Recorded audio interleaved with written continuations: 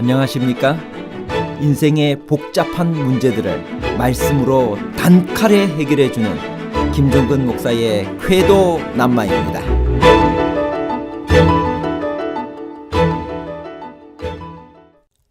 성경 통독을 시도하는 사람들이 누구나 걸려 넘어지는 부분이 족보입니다. 익숙하지 않은 히브리어 이름들의 나열도 그러하고 계속 반복되는 나다는 표현도 지루하기 짝이 없습니다. 창세기 5장은 뚜렷한 형식을 갖춘 성경상의 첫 족보입니다. 비록 창세기 4장 16절부터 가인의 족보가 기록되어 있지만 거기에는 사람의 이름 외에는 다른 아무것도 없습니다. 그러나 창세기 5장에는 이어지는 세대의 연도를 알 수 있는 정보가 있습니다. 족보는 늘 지루합니다. 그러나 모든 족보는 뚜렷한 특징과 목적이 있습니다. 창세기 5장은 정확한 연대 정보를 제공하는 것이 목적일까요? 아니면 중심 주제를 전달하기 위해 선택적으로 나열한 족보일까요?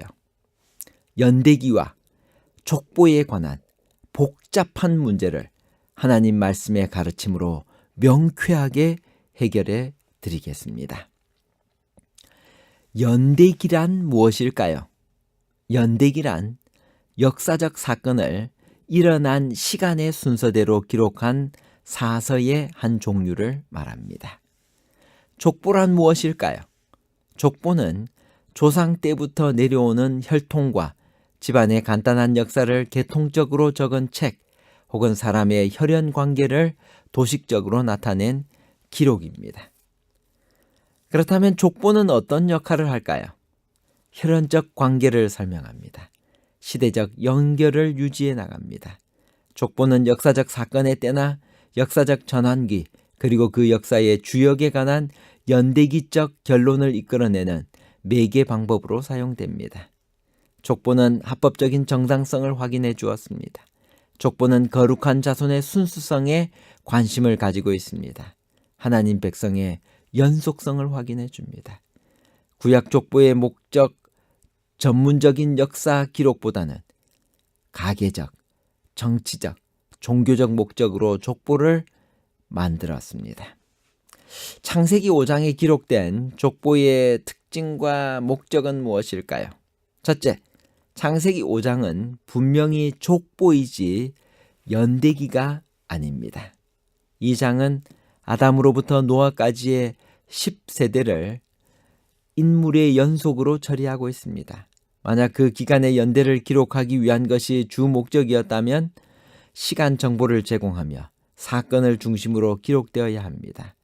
그러나 이 장은 누가 누구의 후손임을 밝히는 것이 목적인 족보이기에 정확한 연대 정보를 제공하지 않은 채 사람 중심으로 기록되어 있을 뿐입니다. 그러므로 제임스 어셔 감독이 한 것처럼 성경의 족보를 근거로 연대를 산출하는 것은 부정확하게 할 수밖에 없습니다. 둘째, 이 족보는 아담의 후손을 기록하는 족보가 아니라 노아의 직계 조상들을 밝혀주는 것을 목적으로 하는 족보입니다. 만일 이 족보가 아담의 족보라면 가인을 비롯하여 그의 수많은 자녀들의 이름이 기록되어야 할 것입니다. 그러나 아담으로부터 노아까지 단선으로 기록되어 있습니다. 이것은 비록 세대 순서로는 셋으로부터 출발한 하향식이지만 기록 의도로는 노아로부터 출발한 상향식임을 말해 줍니다. 이는 창세기 6장에서부터 시작되는 홍수 기사를 전하기 전에 먼저 노아의 신원을 밝혀주기 위한 것입니다. 그래서 우리는 이 족보로는 아담 후손의 전체적인 분포를 전혀 가늠하지 못합니다. 창세기 4장과 5장의 족보의 차이는 무엇일까요? 첫째로 창세기 5장은 분명히 족보이지 연대기는 아니라는 것입니다. 둘째, 이 족보는 아담의 후손을 기록하는 족보가 아니라 노아의 직계 조상들을 밝혀주는 것을 목적으로 하는 족보입니다. 족보입니다. 가인의 족보가 7대째인 람에게 이르러 일부 다처와 유혈 복수로 악이 절정에 이르는 것처럼 창세기 4장 23절에 설명되어 있어요. 셋의 족보는 7대째인 에녹에 이르러 그의 승천으로 의가 절정에 이르고 있습니다. 그래서 창세기 4장과 5장의 차이를 이야기하라고 한다면 가인의 족보, 셋의 족보, 악의 절정, 의의 절정이라고 표현할 수 있을 것입니다. 무드셀라가 오래 살 수 있었던 이유는 무엇일까요? 창세기 5장 25절에서 27절. 무드셀라는 187세에 라멕을 낳았고 라멕을 낳은 후 782년을 지내며 자녀를 낳았으며 그는 969세를 살고 죽었더라. 무드셀라가 969세까지 살 수 있었던 영적인 이유 두 가지를 부조와 선지자는 다음과 같이 말합니다. 첫째, 무드셀라와 노아와 다른 많은 사람들은 참 하나님에 관한 지식을 간직하며 도덕적 사악의 조수를 막아보려고 노력하였습니다. 둘째, 노아의 설교를 살아서 들은 무드셀라와 그의 아들들은 방주를 짓는 일에 조력하였습니다. 여기 부조와 선지자 92페이지에 있는 말씀을 제가 읽겠습니다. 도처에 횡행하는 부패 가운데서도 무드셀라와 노아와 다른 많은 사람들은 참 하나님에 관한 지식을 간직하며 도덕적 사악의 조수를 막아보려고 노력하였다. 에녹은 하나님께서 홍수에 관하여 자기에게 보여주신 바를 그의 자손들에게 반복하며 전파하였으며 노아의 설교를 살아서 들은 무드셀라와 그의 아들들도 방주를 짓는 일에 조력하였다. 창세기 5장 족보에서 살아서 승천한 에녹의 삶에서 배울 교훈은 무엇일까요? 창세기 5장 21절에서 24절. 에녹은 65세에 무드셀라를 낳았고 무드셀라를 낳은 후 300년을 하나님과 동행하며 자녀들을 낳았으며 그는 365세를 살았더라. 에녹이 하나님과 동행하더니 하나님이 그를 데려가심으로 세상에 있지 아니하였더라. 에녹의 생애가 주는 영적 교훈이 있습니다. 부조와 선지자 88페이지.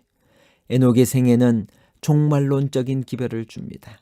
산채로 승천한 에녹의 경건한 품성은 그리스도께서 재강림하실 때 땅에서 구속함을 얻을 자들이 가져야 할 거룩한 상태를 대표한다. 그의 생애는 심판의 기별을 받은 생애였습니다. 그의 생애는 심판의 기별을 전한 생애였습니다. 그의 생애는 심판의 기별에 따라 산 생애였습니다. 그는 일상 업무 중에도 항상 하나님과 대화하며 함께 걸었습니다. 에녹은 늘 하나님을 기쁘시게 했습니다. 에녹은 재림의 소망과 심판의 기별을 전했습니다. 에녹은 세상에 살았지만 하늘의 분위기 속에 살았습니다. 에녹은 죽음을 맛보지 않고 하늘에 간 첫 번째 사람이 되었습니다. 부조와 선지자 87페이지에서 88페이지. 에녹의 생각과 마음은 하늘에 있었으며 그의 대화는 하늘에 관한 것이었다. 이 세상에 사악함이 많으면 많을수록 하나님의 집을 사모하는 그의 마음은 더욱 열렬하였다. 지상에 살면서도 에녹은 믿음으로 빛의 영역에서 살았다. 그는 영원한 세계의 문 어귀에 섰었고 그와 축복의 나라는 한 걸음 사이였다. 이제 그 문이 열리고 지상에서 그처럼 오랫동안 이루어졌던 하나님과의 동행은 계속되었다. 그는 거룩한 도성의 문을 통과하였다. 그는 인간으로서 하늘에 들어간 첫째 사람이 되었다. 하나님께서 우리에게 가장 원하시는 것이 무엇일까요? 그것은 예수님처럼 사랑하며 그리고 에녹처럼 하나님과 동행하는 삶, 이 세상에 살면서도 하늘의 분위기 속에서 살며 복음을 전하는 것입니다. 실물교훈 187페이지. 비록 잃어버린 영혼이 단 한 사람뿐이라 할지라도 그리스도께서는 그 한 영혼을 위하여 죽으셨을 것이다. 결론입니다. 첫째, 창세기 5장은 분명히 족보이지 연대기가 아닙니다. 둘째, 창세기 5장의 족보는 아담의 후손을 기록하는 족보가 아니라 노아의 직계 조상들을 밝혀주는 것을 목적으로 하는 족보입니다. 그래서 우리는 이 족보로는 아담 후손의 전체적인 분포를 전혀 가늠하지 못합니다.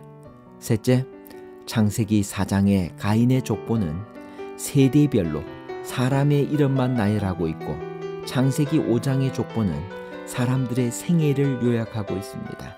즉 그들의 탄생, 성장, 결혼, 출산 그리고 사망을 기록하고 있습니다.